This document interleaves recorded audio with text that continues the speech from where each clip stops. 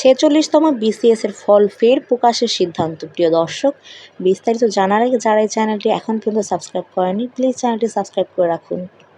46তম BCS এর preliminary পরীক্ষার ফল আবারও প্রকাশের সিদ্ধান্ত নিয়েছে বাংলাদেশ সরকারি কর্ম কমিশন পিএসসি।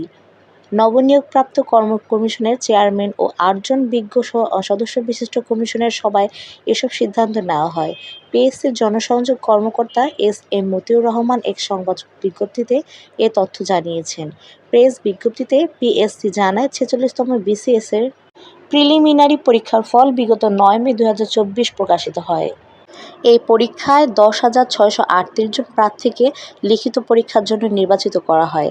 এক্ষেত্রে সম্ভাব্য বৈষম্য দূরীকরণের লক্ষ্যে ইতিমধ্যে নির্বাচিত প্রার্থীদের সঙ্গে আরও সমসংখ্যক প্রার্থী লিখিত পরীক্ষার জন্য যোগ বিবেচনা করে ফের ফল ঘোষণা করার সিদ্ধান্ত গৃহীত হয়। প্রিয় দর্শক, 46তম বিসিএস এর ফল যে আবার নতুন করে প্রকাশ করবে, আপনার এই বিষয়ে কী মতামত? আপনার মূল্যবান মতামতটি আমাদের কমেন্ট বক্সে লিখে জানাতে পারেন।